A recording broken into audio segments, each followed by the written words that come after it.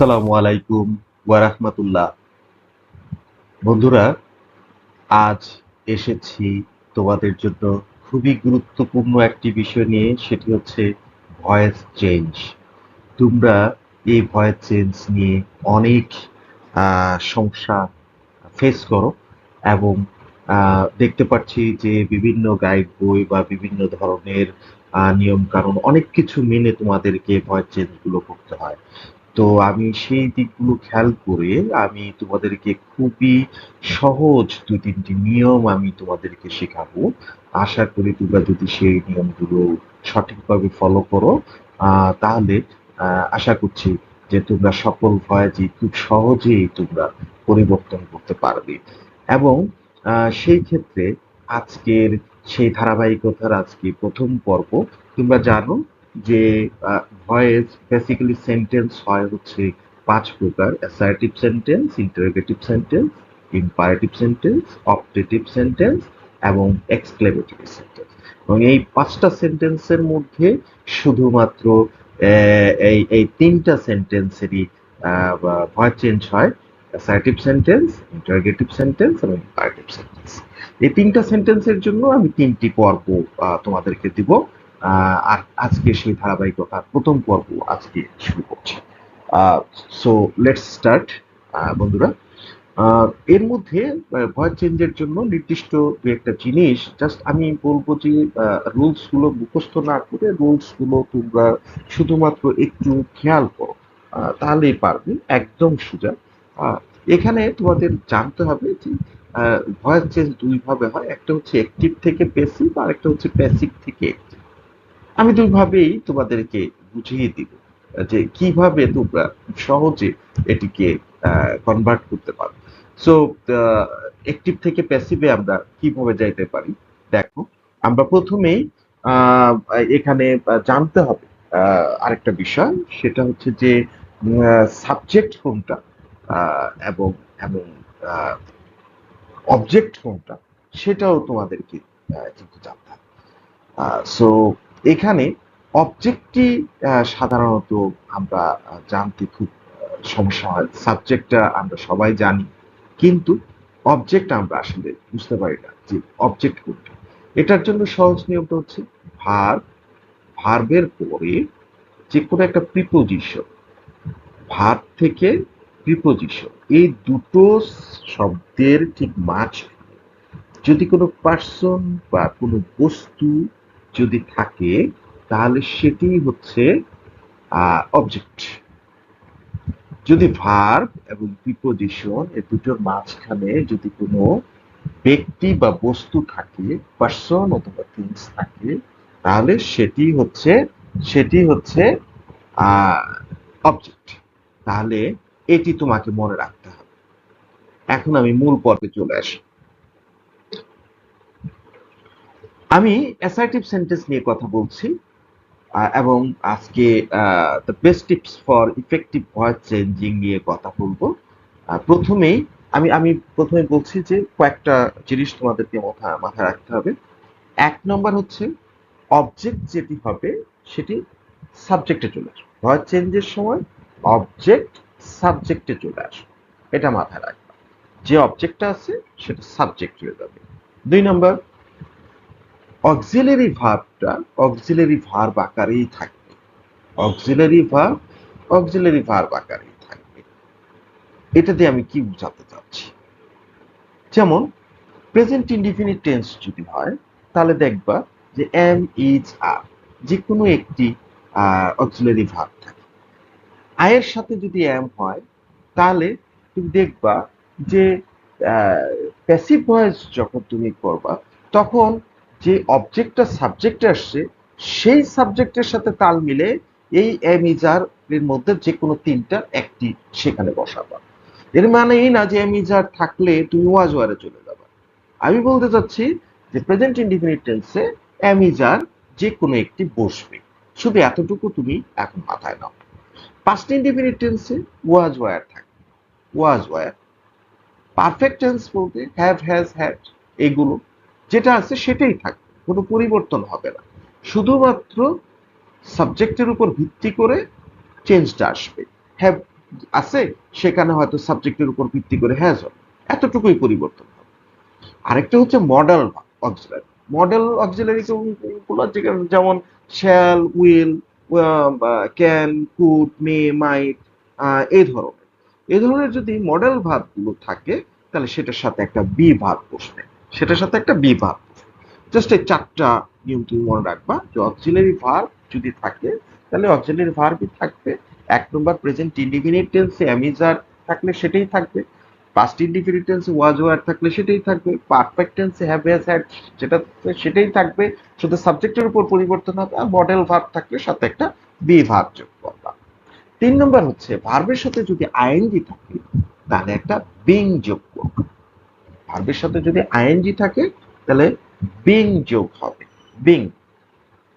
4 নম্বর হচ্ছে যদি ভার্বের পাস্ট পার্টিসিপল থাকে, আমি ভিপিপি দিয়ে এখানে ইঙ্গিত করেছি, ভার্বের পাস্ট পার্টিসিপল যদি থাকে তাহলে সেটার জন্য তোমাকে একটা বিন ব্যবহার করতে হবে, বি ডাবল ই এন, বিন ব্যবহার করতে হবে। 5 নম্বর হচ্ছে ভার্ব যেটা আছে সেটাই বসে যাবে। যদি ডো থাকে ডোই থাকবে, ডিড থাকলে ডিডই থাকবে, সরি, ডো থাকলেও পাস্ট পার্টিসিপল হবে, ডিড থাকলেও পাস্ট পার্টিসিপল হবে, ডান থাকলেও পাস্ট পার্টিসিপল ডান, ডানই থাকবে। ডো থাকলেও ডান, ডিড থাকলেও ডান, ডান থাকলে ডানই। যেমন ইট থাকলেও ইটেন, এট থাকলেও ইটেন, ইটেন থাকলেও ইটেন। সোজা কথা, ভার্ব যেটা আছে সেটার অবশ্যই পাস্ট পার্টিসিপল। 6 নম্বর হচ্ছে প্রিপোজিশন। প্রিপোজিশন একটা জনগণের একটা প্রিপোজিশন আছে যেটা কিনা ন্যাশনাল প্রিপোজিশন বলা চলে, সেটা হচ্ছে বাই। এই বাইটা আসলে সকল জায়গায় বসে এইভাবে বলা যাবে না, হ্যাঁ, তবে অধিকাংশ জায়গায় বাই বসে। আর বাই ছাড়া যেগুলো আছে কয়েকটা থাকে, সেগুলো যদি তোমাকে আত্মস্থ করতে হয় তাহলে তোমাকে প্রিপোজিশন গুলো ভালোভাবে, তোমাকে প্রিপোজিশনের ইউজ গুলো ভালোভাবে তোমাকে শিখতে হবে, তাহলে তুমি সেটাকে ওভারকাম করতে পারবে। বাট মোস্ট অফ দ্য কেসে বাই ব্যবহার হয়। আর 7 নম্বর হচ্ছে সাবজেক্ট যেটা আছে সেটা অবজেক্ট হয়ে যাবে। শুধুমাত্র এই 7টা নিয়ম যদি তুমি মাথায় রাখো তাহলে যে কোনো অ্যাসার্টিভ সেন্টেন্সের অ্যাক্টিভ ভয়েস থেকে প্যাসিভ ভয়েসে খুব সহজেই তুমি কনভার্ট করতে পারবে। সো আমরা দেখি এখন, আমরা কিছু উদাহরণ দেওয়ার চেষ্টা করি। 1 নম্বর হচ্ছে they are making noise in the class. They are making noise in the class. এখানে দেখো বন্ধুরা, সাবজেক্ট কোনটা? সাবজেক্ট কিন্তু দেখতে পাচ্ছি দে, কিন্তু অবজেক্ট কোনটা? অবজেক্টটা দেখো এখানে খুঁজে বের করার জন্য এখানে আমি কি বলছি তোমাদেরকে, যে প্রথমেই বলছি যে ভার্ব এবং ভার্বের পরে যে প্রিপোজিশনটা আছে, দ্যাট ইজ ভার্ব আছে মেক, প্রিপোজিশন আছে ইন, এই দুটোর মাঝখানে কি আছে? দুটোর মাঝখানে হচ্ছে নয়েজ। এই নয়েজটাই হচ্ছে অবজেক্ট। ক্লিয়ার? আশা করি তোমাদের কোনো সমস্যা হচ্ছে না। এই ভার্ব এবং অবজেক্ট এই দুটো ঠিক মাঝখানে যেটা আছে নয়েজ, এই নয়েজটাই হচ্ছে অবজেক্ট। তাহলে কি হচ্ছে? তাহলে এই অবজেক্টটিকে আমরা প্রথমে নিয়ে যাব। তাহলে নয়েজ, প্রথমে কি আসলো? নয়েজ। তারপর কি বলছি? Auxiliary verb. অক্সিলারি ভার্বই থাকবে। দেখো অক্সিলারি ভার্ব কি আছে? আর। তাহলে আর কোনটা? Present indefinite tense. তাহলে দের সাথে আর বসছে, কিন্তু নয়েজের সাথে কি বসবে? ইজ বসবে। দেখো এই তিনটার মধ্যেই যে কোনো একটা। তাহলে নয়েজের সাথে ইজ বসলো। তারপরে আমি কি বলছি? 3 নম্বর ভার্বের সাথে আইএনজি। তাহলে ভার্বের সাথে আইএনজি আছে কিনা? আছে। মেকিং। আইএনজি থাকলে কি হবে? একটা বিং বসবে, আমরা বিং বসাইছি। তারপরে কি বলছি? 4 নম্বর, যে ভার্বের পাস্ট পার্টিসিপল যদি থাকে তাহলে বিন হবে। দেখো এখানে ভার্বের পাস্ট পার্টিসিপল নাই, সুতরাং 4 নম্বর তোমাকে নজর দেওয়ার কোনো প্রয়োজন নাই। 5 নম্বর কি বলছি? ভার্বের পাস্ট পার্টিসিপল হবে। তো ভার্ব কি আছে? মেক। তাহলে মেক এর পাস্ট পার্টিসিপল কি হবে? মেড। মেড, রাইট বন্ধুরা। তারপরে কি হবে? Preposition by. দেখো মেড এর পরে বাই। তারপরে কি আছে? সাবজেক্ট। সাবজেক্ট কি আছে? দে। দে এর অবজেক্টিভ কেস কি হবে? দেম। এরপরে বাকি যেটা আছে সেটা এমনিতে বসায় দাও, ইন দ্য ক্লাস। এখানেও আছে in the class. So noise is being made by them in the class. So বন্ধুরা, এটা জাস্ট প্র্যাকটিসের বিষয়। তোমরা যদি প্র্যাকটিস করো এই 7টা লাইন যদি তোমরা জাস্ট মনে রাখো, অ্যাসার্টিভ সেন্টেন্সের যে কোনো ভয়েস তোমরা চেঞ্জ করতে পারবা। খুবই সহজ, খুবই সহজ। হ্যাঁ বন্ধুরা, হ্যাঁ। তবে এখানে ব্যতিক্রমও আমি আহ, দিয়েছি। ব্যতিক্রম বলবো না, এটা আসলে নর্মাল নিয়ম। সেটা হচ্ছে যে প্রেজেন্ট ইনডিফিনিট টেন্সে অ্যামিজার আসলে অনেক সময় যেমন দেখা যায় যে আসলে সব জায়গাতে অক্সিলারি ভার্ব থাকে, শুধু অক্সিলারি ভার্ব থাকে না, প্রেজেন্ট ইনডিফিনিট টেন্স আর হচ্ছে পাস্ট ইনডিফিনিট টেন্স। তারপরেও তোমরা যখন ইন্টারোগেটিভ সেন্টেন্স করবা বা নেগেটিভ সেন্টেন্স করবা তখন দেখবা ডো, ডিড, ডাচ এগুলো কিন্তু ঠিকই আছে, তাই না? সুতরাং তোমরা মাথায় রাখবা যে প্রেজেন্ট ইনডিফিনিট টেন্স হলেই অ্যামিজার আসবে। তাহলে এখানে কি আসতেছে? The dog chest the ball. তাহলে এটা কি past indefinite tense? Past indefinite tense যদি হয় তাহলে কি বন্ধুরা, প্রথমেই আমরা কি করব, অবজেক্টটাকে সাবজেক্টে নিয়ে আসবো। অবজেক্ট কি আছে? The ball. তাহলে বলটাকে প্রথমে নিয়ে আসলাম। তারপর কি? Past indefinite tense. Past indefinite টেন্সে কি হবে? ওয়াজ বা ওয়ার। বলের সাথে কি হয়? ওয়াজ। তারপরে কি বলছি আমি? যে ভার্বের সাথে আইএনজি হলে বিং। এখানে কি ভার্বের সাথে আইএনজি আছে? নাই। সুতরাং 3 নম্বর এখানে প্রযোজ্য না। 4 নম্বর, ভার্বের পাস্ট পার্টিসিপল থাকলে বিন হবে। ভার্বের পাস্ট পার্টিসিপল থাকলে বিন হবে। এখানে কি ভার্বের পাস্ট পার্টিসিপল আছে? নো, এটা ভার্বের পাস্ট ফর্ম। সুতরাং এই 4 নম্বর নিয়মটাও এখানে প্রযোজ্য না। 5 নম্বর কি বলছে? ভার্বের পাস্ট পার্টিসিপল হবে। ভার্ব কি? চেস্ট। চেস্টের পাস্ট পার্টিসিপল চেস্টই হবে। তারপর প্রিপজিশন কি? বাই। তাহলে আমরাও লিখছি বাই। এরপরে কি হবে? সাবজেক্ট। সাবজেক্ট কি? দি ডগ। এই দি ডগ চলে আসলো। ক্লিয়ার বন্ধুরা? নেক্সট আরেকটা উদাহরণে যাই। The chef cooked the meal. The chef cooked the meal. ঠিক সেম ভাবে দেখো, এটা past indefinite tense. Past indefinite tense যেহেতু, সো আমরা দেখি এখানে অবজেক্ট কি আছে। অবজেক্টটা প্রথমে আসবে সাবজেক্টে, তাহলে দি মিল প্রথমেই চলে আসবে। তারপরে কি হবে? Auxiliary verb. অক্সিলারি ভার্ব কি আছে? ওয়াজ ওয়্যার। তোমাদের জন্য বলতেছি, তোমরা করো। তাহলে কি হবে? তোমরা নিজেরা করার চেষ্টা করো, আমি একটু অপেক্ষা করি। দি মিল, হ্যাঁ বন্ধুরা, দি মিল হচ্ছে অবজেক্ট, তাহলে এটা সরাসরি চলে আসবে সাবজেক্ট। তাহলে দি মিল, তারপর কি হবে?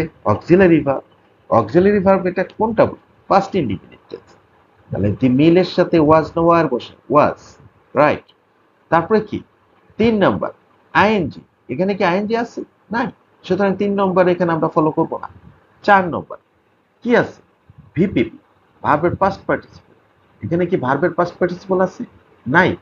ভার্বের পাস্ট পার্টিসিপল না, এটা ভার্বের পাস্ট ফর্ম, কুকড। সুতরাং এই 4 নম্বরটাও আমরা এখানে প্রযোজ্য করব না। 5 নম্বর, ভার্বের পাস্ট পার্টিসিপল ফর্ম হবে, কুকডের পাস্ট পার্টিসিপল হবে কুকড। ঠিক সেম ভাবে কি হচ্ছে? The meal was cooked, preposition হবে বাই, দেন কি হবে? The shape. আমরা আরেকটি উদাহরণে যাই বন্ধুরা। Sheena does the house work. Sheena does the house work. এটা কোন টেন্স বন্ধুরা? তোমাদেরকে কিন্তু টেন্স জানতে হবে বন্ধুরা। টেন্স যদি না জানো তাহলে ভয়েস চেঞ্জটা আসলে তোমাদের জন্য কঠিন হয়ে যাবে। তোমরা ভয়েসটাকে শেখার জন্য প্রথমে টেন্স যারা না জানো তারা টেন্সটাকে কিছুটা আত্মস্থ করার চেষ্টা করবে না, আদারওয়াইজ তোমরা কিন্তু এই জায়গাতে একটু চ্যালেঞ্জ ফেস করবে। So Sheena does the house work, এটা কি? Present indefinite tense. তাহলে এখানে অবজেক্ট কি আছে? দি হাউস ওয়ার্ক। তাহলে সাবজেক্ট হয়ে যাবে দি হাউস ওয়ার্ক। এই দি হাউস ওয়ার্ক প্রথমে চলে আসলো। তারপর কি প্রেজেন্ট ইনডিফিনিট টেন্স কি হবে? Am is R. চেক করবো একটা কোনটা বসে হাউস ওয়ার্কের সাথে? ইজ। তাহলে ইজ হলো। তারপরে কি ভার্বের সাথে কি আইএনজি আছে? নাই। সুতরাং 3 নম্বর বাদ। 4 নম্বর, ভার্বের পাস্ট পার্টিসিপল আছে এখানে? নাই।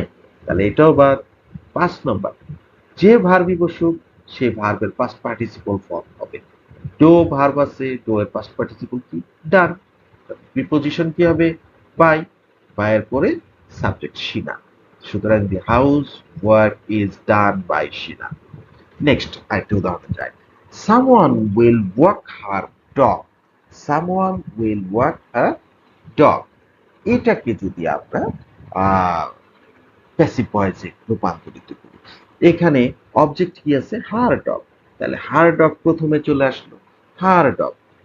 তারপর কি মডাল, দেখো মডাল যদি থাকে মডালের সাথে একটা বি বসবে, তাহলে উইল, উইলের পরে বি। তারপরে কি ভার্বের সাথে আইএনজি আছে, নাই, সুতরাং এটা বাদ। 4 নম্বর ভিপিপি আছে, নাই, সুতরাং এটা বাদ।